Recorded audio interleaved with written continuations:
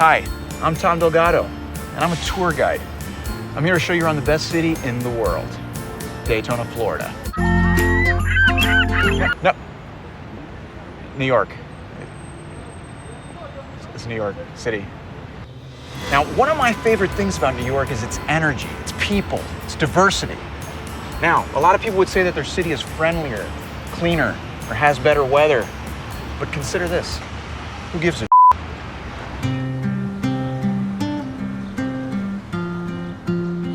It's the energy and people that have led to the creation of New York's most impressive man-made structures. The most impressive? Central Park. Now you're probably thinking, Central Park is a natural oasis, you idiot. Well, you're the idiot, because this is a meticulously planned escape from the rigidity of New York City.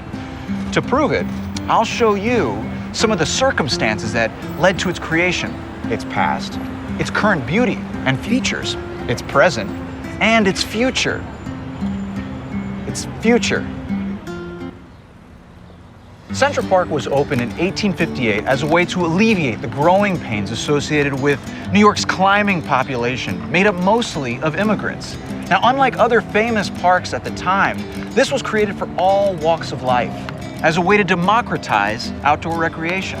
In fact, each of the 18 principal gates of the park has its own name commemorating a different type of citizen around in 1858. For example, the Women's Gate, the Scholars Gate, the Children's Gate. Wait, I didn't see a Sick Bros Gate.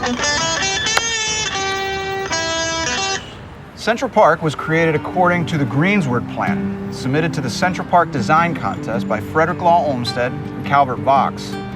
Almost everything in the park was put here according to that plan, including the gardens, the trees, the lakes, the ponds, making Central Park a living work of art. Something to come and enjoy with friends and loved ones, or, like me, all by yourself.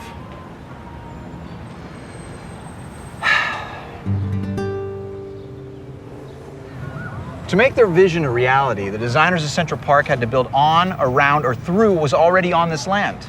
The bedrock of New York, Manhattan schist. You know, you're standing in schist. Yeah, that's kind of my joke. I was gonna tell that. You know, Central Park is full of schist.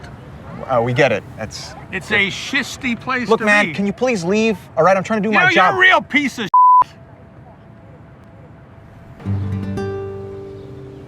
The city's changed a lot since 1858, so the features of the park have changed as well. This is Sheep Meadow. This was actually created to house the sheep that added to the pastoral nature of the park.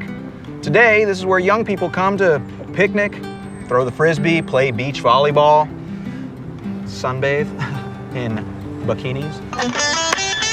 Yeah. All right. Central Park also continues to be at the center of controversy as New York continues to grow. For example, the luxury condo buildings going up on 57th Street being nicknamed Billionaire's Row. These are 2 of the 5 slated to go up in the area that are going to measure 1,000 feet or more in height. And some say that when they're all finished, it's going to cast a shadow on Central Park because of their size. Geez, are they big? Yeah. 432 Park is actually 1,396 feet tall. Wow. Yeah, it's the tallest residential skyscraper in the Western Hemisphere. Yeah, but it still looks like schist to me. No, it looks like I'm here with Justin Ferate, an urban historian here in New York. Figured I'd just ask him some questions about Central Park. Hey. I'd be more than happy to, whatever you'd like. Great. You wrote the exam for the tour guides in New York, right? Right. The city of New York is one of the few places in the United States that requires that there be licensing for tour guides. So I was asked to write the examination. You know, I got a 142 out of 150 on your exam. I am impressed. I am impressed. Thank you. So, what's your favorite park in New York? Just say Central Park. Central Park. Okay. What makes Central Park unlike any other park? Well, what I love about Central Park is that it's a spiritual statement. It's to bring us closer to God, but everything about Central Park is man-made.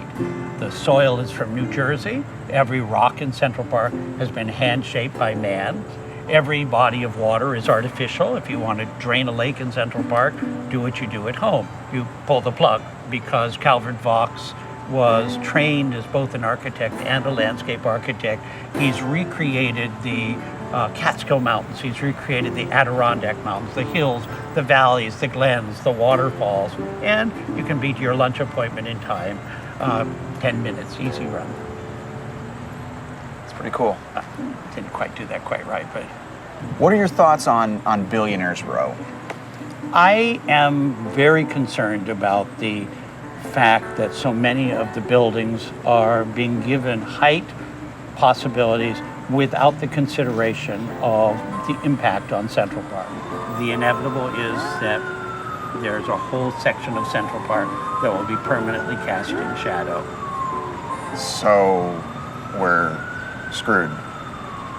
Yeah. That sucks. Central Park deals with issues as they arise, but it also continues to evolve to reflect its times. This is the imagined mosaic of Strawberry Fields, the 2.5 acres of the park dedicated to the memory of John Lennon, who was tragically murdered at the Dakota Building here on December 8, 1980.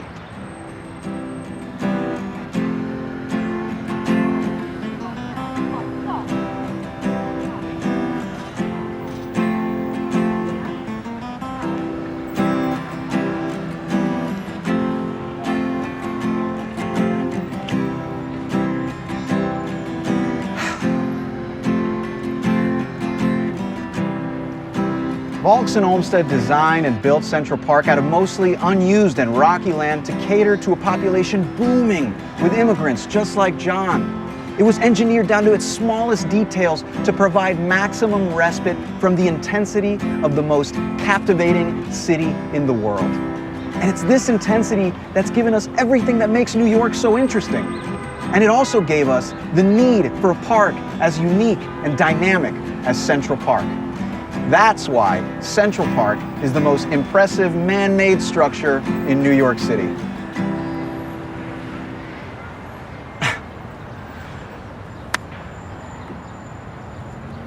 No tip? Oh, imagine that. Oh.